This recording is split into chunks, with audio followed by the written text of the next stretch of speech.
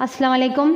PMAT trust के ज़ेर मातहत चलाए जाने वाला इदारा लेडी हलीमा बेगम उर्दू प्राइमरी स्कूल और इस्माइल हसन ख़ान की जानिब से मैं नाज़िया अशफाक शेख आज आपके सामने जमात पंजुम का मज़मून माहौल का मुताला 1 में लेसन नंबर 3 ग़िज़ा सबके लिए या सबके लिए ग़िज़ा इस उन्वान पर आपको मालूमात दूँगी।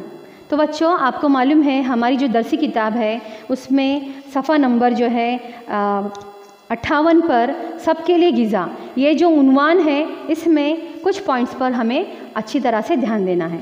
तो सबसे पहला पॉइंट हमारा ज़िरात। आपको मालूम है कि हमारे मुल्क में 60% किसान जो है काश्तकारी करते हैं, ज़िरात करते हैं और हमारे मुल्क में जो ज़िरात जो है साल भर में 2 मरतबा की जाती है। तो सबसे पहले जो है जून से लेकर अक्टूबर तक की जाने वाली जो फसलें उगाई जाती है उसे खरीफ हंगाम कहते हैं और अक्टूबर से लेकर मार्च तक की जाने वाली फसलों की पैदावार को रबी हंगाम कहते हैं। तो इस तरह से बच्चों हमें ज़िरात के लिए 2 हंगाम साल भर में मुकम्मल किए जाते हैं और दो ही मरतबा फसलें अच्छी तरह से उगाई जाती हैं। तो अगला पॉइंट है हमारा ज़िरात के काम।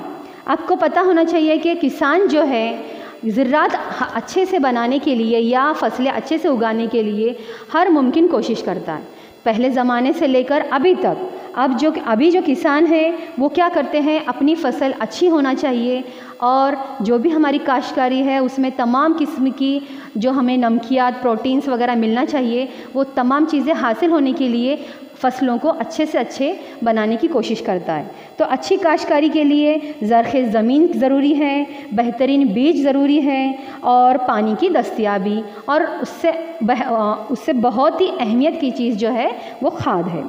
अब किसान जो है ज़िरात में ये तमाम मुमकिन कोशिश करके फ़सलों को अच्छे से अच्छे बनाने की कोशिश करता है। अब इसके बाद में देखो हमारा जो ज़िरात करने के तरीके हैं वो पुराना तरीका है जिसे हम रिवायती ज़िरात भी कहते हैं। पहला पॉइंट हमारा क्लियर हो गया ज़िरात जिसके 2 हंगाम हैं। ज़िरात के काम जो कि किसान हर मुमकिन कोशिश करके अच्छे से अच्छे फसल देने की कोशिश करता है।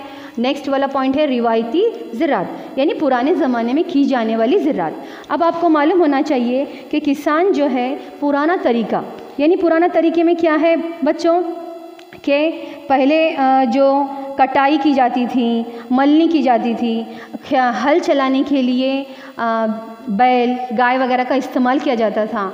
लेकिन ये सब चीज़ें कब हुआ करती थी, पहले ज़माने में। लेकिन आज भी जो छोटे छोटे गांव हैं वहाँ पर जो मशीनें वगैरह हल वगैरह ट्रैक्टर वगैरह मौजूद नहीं है तो वहाँ पर किसान यही तरीके इस्तेमाल करता है। लेकिन जो गांव बहुत ही तरक्की कर चुके हैं वहाँ पर किसान जो है हल चलाने के लिए ट्रैक्टर का इस्तेमाल करता है और मुख्तलिफ़ किस्म के अच्छे क्वालिटी वाले बीजों का इस्तेमाल करता है ताकि फसल जो है वो अच्छे से अच्छी हो सके। अब ज़िरात के लिए जो किसान जदीद टेक्नोलॉजी इस्तेमाल करता है वो क्या है हम देखेंगे।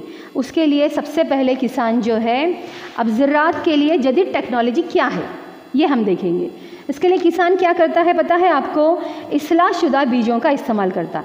इस्लाहशुदा बीजें तो किसान जो है इस्लाहशुदा बीजों का इस्तेमाल करने की शुरुआत करता है। किस तरह से बच्चों, वो ज़िरात के जदीद टेक्नोलॉजी में इस्लाहशुदा बीज जो है वो क्या है, वो बीजों में देखो क्या रहता है कि वो बीज जो है एक अच्छी क्वालिटी के होते हैं जिसकी वजह से जो अगली जो पैदावार है फसलों की जो पैदावार है बहुत ही अच्छी क्वालिटी की होती है जिसकी वजह से किसान की जो फसलें हैं बहुत ही उम्दा होती हैं। इस तरह से किसान जो है हर मुमकिन कोशिश कर रहा है। अब देखो बच्चों यहाँ पर नेक्स्ट पॉइंट है हमारा आबपाशी के जदीद तरीके। आबपाशी का मतलब क्या होता है, खेतों में पानी किस तरीके से पहुँचाया जाता है। आबपाशी के जदीद तरीके यानी क्या, खेतों में पानी जब हम पहुंचाते हैं तो वो किस तरह से पहुंचाते हैं कि पानी का एक कतरा भी नुकसान ना हो।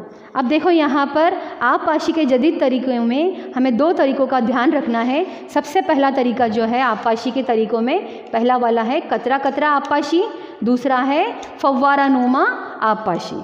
अब कतरा कतरा आबपाशी में क्या होता है वो हम देखेंगे। तो देखो बच्चों, कतरा कतरा आबपाशी में किसान का एक ही मकसद होता है कि पानी मुकम्मल तौर पर फसलों को मिले, यानी हमारे जो छोटे छोटे पौधे हैं उनको मिले, एक बूंद भी, एक कतरा भी हमारा ज़ाय ना जाए। तो इसके लिए खेतों में छोटे बारीक पाइपलाइन किए जाते हैं और उन पाइप्स में बारीक बारीक सुराख किए जाते हैं ताकि पानी की एक बूंद भी वेस्ट ना हो सके। दूसरा वाला जो तरीका है फव्वारा नुमा आपाशी। फव्वारा नुमा आपाशी मतलब क्या? बड़ा सा जो खेत होता है, खेत में जगह जगह एक छोटा फव्वारा, एक बड़ा फव्वारा, ताकि पानी जो है पौधों को हर तरीके से मिले, जड़ों तक मिले, पौधों की ऊंचाई से लेके मतलब उनकी जड़ों तक तमाम हिस्से में पौधे को पानी मिले ताकि फसल जो है अच्छे से अच्छी हो सके। तो बच्चों, इस सबक में सबके लिए ग़िज़ा में आज हमने कितने पॉइंट्स देखे वो यहाँ पर हम देखेंगे। सबसे पहले हमने देखे कि हमारे मुल्क की ज़राअत का तरीका किस तरह से है, उसके हंगाम कितने हैं। उसके बाद हमने देखे ज़राअत के काम किस तरह से हैं। उसके बाद हमने देखे रिवायती ज़राअत यानी पुराने ज़माने की जो हमारी ज़राअत थी, काश्तकारी थी, वो किस तरह से थी। उसके बाद किसान ने और तरक्की करके उसमें कितने और नए तरीके ईजाद किए। उसके बाद देखो चौथा पॉइंट जो है ज़राअत के जदीद टेक्नोलॉजी। ज़राअत की जदीद टेक्नोलॉजी हमने देखे कि किस तरह से किसान जो है इस्लाहशुदा बीजों का इस्तेमाल करता है ताकि वो अच्छे से अच्छी फसलों की पैदावार कर सके। अब अगला पॉइंट है हमारा आपाशी के जदीद तरीके। आपाशी का मतलब क्या होता है? खेतों में मुकम्मल तौर पर फसलों को पानी पहुंचाना। तो सबसे पहले उसमें पहला तरीका है कतरा कतरा आपाशी। कतरा कतरा आपाशी तो आपको अभी मैंने बताई कि एक एक बूंद भी ज़ाय ना हो, पूरी जितनी भी हम पानी देते हैं फसलों को उसका इस्तेमाल पौधे मुकम्मल तौर पर करें, उसे कहा जाता है कतरा कतरा आपाशी। दूसरा पॉइंट है फव्वारा नुमा आपाशी। तो उम्मीद करती हूँ बच्चों कि ये सबक आपको अच्छे से समझ में आया होगा। इस सबक का कुछ हिस्सा जो है हम अगले पार्ट में देखेंगे। शुक्रिया।